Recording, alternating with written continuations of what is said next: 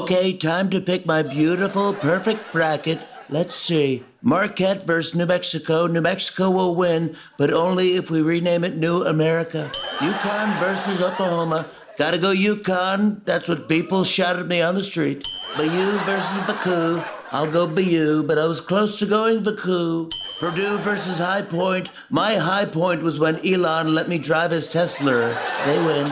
Oregon versus Liberty. Liberty, Liberty, Liberty. Does the emu play on the team? If so, they win. Kansas versus Arkansas. Similar names. This is a toughie. I'll go with Arkansas. Alabama versus Robert Morris. The whole team versus one guy? That's not fair. Alabama wins. And finally, Drake versus Missouri. Drake wins, but loses in round 2 against Kendrick Lamar University. YouTube has terminated our main channel with millions of views just for telling the truth. But you can help us regrow by just subscribing to the channel, liking the video, and commenting down below. Thank you. On Trump's March Madness bracket, Trump's fictional bracket picks reveal his signature style of mixing sports with self-promotion and random policy references. Classical distraction technique while the administration faces serious economic questions. Speaking of Trump, he said he plans to talk to Vladimir Putin tomorrow about the possible ceasefire between Russia and Ukraine. And Trump said that they will spend the meeting dividing up certain assets. Yep, Trump was like, he'll take Ukraine, I'll get Canada, we'll alternate weekends on Greenland. On Trump planning to talk with Putin, Trump framing his conversation with Putin as a peace effort while joking about dividing territories shows his concerning tendency to approach international diplomacy like a real estate transaction. Well, listen to this. A French politician has demanded that the U.S. return the Statue of Liberty because the Trump administration is siding with the tyrants. Yeah, France wants the Statue of Liberty back. On the French demanding the Statue of Liberty back, the French politician demanding the return of the Statue of Liberty is a powerful symbolic criticism of Trump's foreign policy shift towards authoritarian leaders, a stark contrast to America's historical role as a defender of democracy. Like, well, in that case, we're coming to get Ryan Gosling. That's right. We're taking him back. Give him back. We need Ryan Gosling. On Trump and Canada, the jokes about Trump taking Canada reflect growing international concerns about his territorial rhetoric. His recent social media posts about Canada becoming the 51st state aren't landing as humor on the world stage, but as troubling indicators of his approach to long-standing allies. As I said earlier, so I thought I'd take a minute to clear up what's Irish and what only sounds Irish. Thank you. Here we go. Oh, a lot of things are Irish, just based on name alone. McCormick and McDonald's, they both kiss the Blarney Stone. Bennigan's, Aer Lingus, yeah, they both play their part, along with every O'Reilly's Auto Parts. But other things aren't Irish, despite the name they keep. So pour little Baileys while I tell you what I mean. There's Oprah in Ohio, and you can't forget O'Clock. Oklahoma, OMG, and Obama, Barack.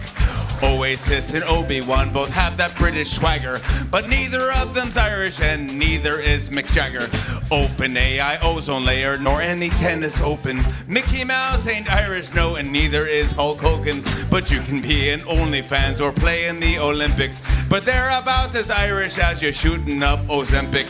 Guinness doesn't mix with Oreos or Ocean Spray, but we don't care, enjoy our fare, and happy St. Patrick's Day. YouTube has terminated our main channel with millions of views just for telling the truth. But you can help us regrow by just subscribing to the channel, liking the video, and commenting down below. Thank you. President Trump hosted Ireland's Prime Minister at the White House to celebrate St. Patrick's Day. On Trump's bizarre press conference comments, when the president declares everything is a transgender these days during an official meeting with Ireland's Prime Minister, it's not just inappropriate, it's a deliberate distraction from economic policies failing in real time. Meanwhile, today, Trump imposed 25% tariffs on all steel and aluminum imported into the U.S., and the European Union retaliated with tariffs on beef, peanut butter, and whiskey. On Trump's tariff policies and economic impact. Trump's erratic tariff strategy reveals a fundamental misunderstanding of global trade. These aren't strategic negotiations. They're impulsive reactions that will have Wall Street terrified and ordinary Americans watching their retirement accounts plummet. Trump just announced he's firing 50% of the Department of Education. On Department of Education cuts. Slashing half the Department of Education workforce isn't about efficiency. It's ideological demolition. When they locked employees out of buildings to prevent goodbyes, it revealed the administration's true contempt for public servants. In schools, listen to this. A, B, C, D, Elon me. Tariffs, J, K, T, R, U, M, P. R, F, K. Mickey D's, W, X is Twitter, me, no more FEMA, CDC, time to buy a Tesla, please. On global responses to Trump's trade wars. The synchronized international retaliation to Trump's tariffs from Europe to Canada to China shows the world no longer feels obligated to absorb America's economic tantrums without consequence. I'm going to say this at risk of my job, Kelly, but what President Trump is doing is insane. It is absolutely insane. It is about the 8th reason we've had for the tariffs, and now he's saying he's putting 50% tariffs on Canada unless they agree to become the 51st state. That is insane. There is just no other way of describing it.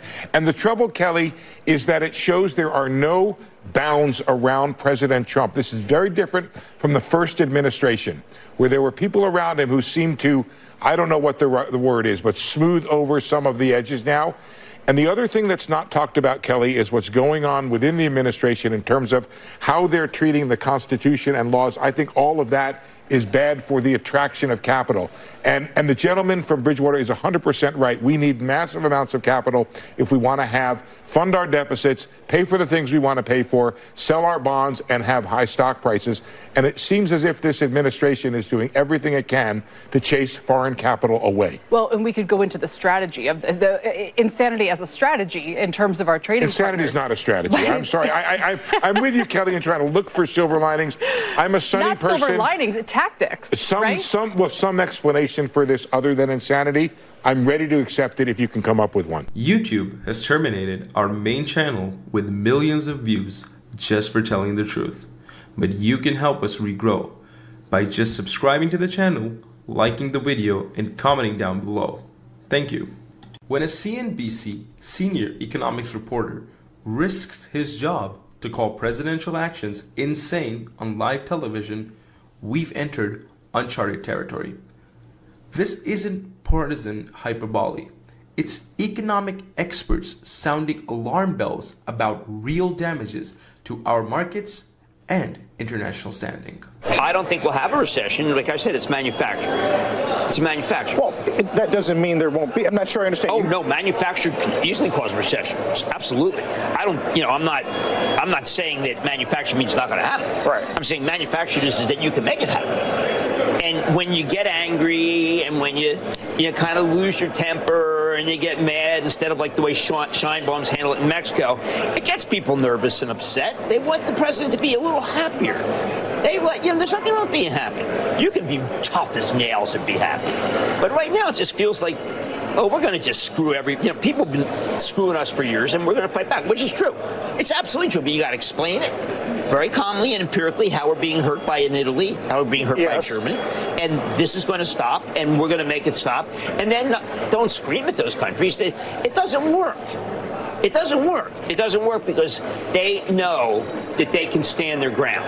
You tell them, look, I am going to scream at you. Help us, and we'll help you. People are scared, Carl. You don't scare people. You don't scare. It's a wrong call. Even Jim Cramer Hartley, an anti-Trump voice, is sounding the alarm that Trump could manufacture a recession through these unhinged policies. When Trump loses CNBC, he's losing the economic narrative. Trump threatening 50% tariffs unless Canada becomes the 51st state isn't just bad diplomacy. It's the international relations equivalent of a toddler's tantrum. This isn't negotiation. It's a national embarrassment. Does this administration still consider Canada to be a close ally of the United States? Well, I think Canada is a neighbor. They are a partner. They have always been an ally. Perhaps they are becoming a competitor now. But as the president also laid out in his Truth Social post today, he believes that Canadians would benefit greatly from becoming the 51st state of the United States of America. And I actually looked into some of the research about the cost of living in Canada, and the cost of living is much higher than it is here in the United States of America. The average cost of a home in Canada is much higher. In Quebec, the highest tax rate for an income of $150,000 or more is 53.3%, more than half of Canadians' incomes they are being taxed on. So the president has made it clear that he believes Canadians would be better served economically, militarily, if they were to become the 51st state of the United States. What's truly revealing is the Republican silence. As Ontario Premier Doug Ford says, behind closed doors, they all admit that this is crazy. Yet, publicly, they bow their heads to their God King while making markets stumble. It's done. It's united the whole country, and the patriotism is running wild across the country. The likes I've never seen before in my entire life. We'll never become the 51st state.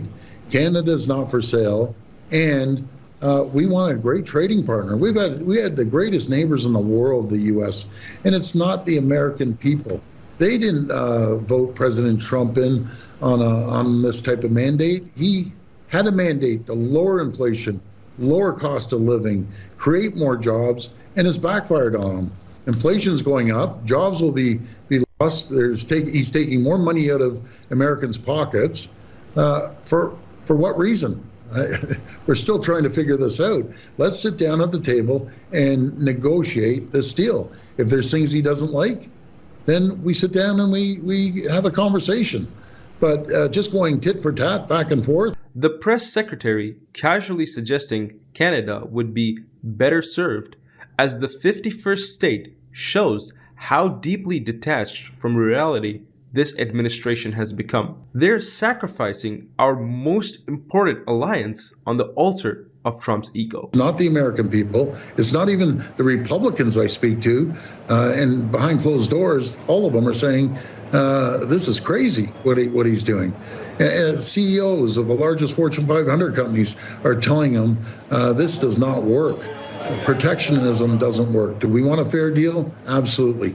And the only way you get a fair deal is by sitting at the table across from each other, and let's hash this out and be stronger together. We have more problems, more foes around the world than we need. We want to focus on our friends. United we stand, divided we fall. And again, notice the pattern. Republicans whisper concerns in private but remain publicly loyal, while our allies like Canada are forced to stand up to the American bullying. Who are the real alphas in this situation? What we're witnessing is economic hostage-taking disguised as negotiation. Trump isn't offering Canada options. He's threatening destruction unless they surrender sovereignty. This isn't deal-making. It's international extortion. The administration's fundamental misunderstanding of tariffs is dangerous. These aren't weapons that only hurt others. They're boomerangs that return to hit American consumers, workers, and businessmen. Notice the pattern. Republicans whisper concerns in private but remain publicly loyal, while our allies like Canada are forced to stand up to the American bullying. Who are the real alphas in this situation? What we're witnessing is economic hostage-taking disguised as negotiation. Trump isn't offering Canada options. He's threatening destruction unless they surrender sovereignty. This isn't deal-making. It's international extortion. The administration's fundamental misunderstanding of tariffs is dangerous. These aren't weapons that only hurt others. They're boomerangs that return to hit American consumers, workers, and businessmen.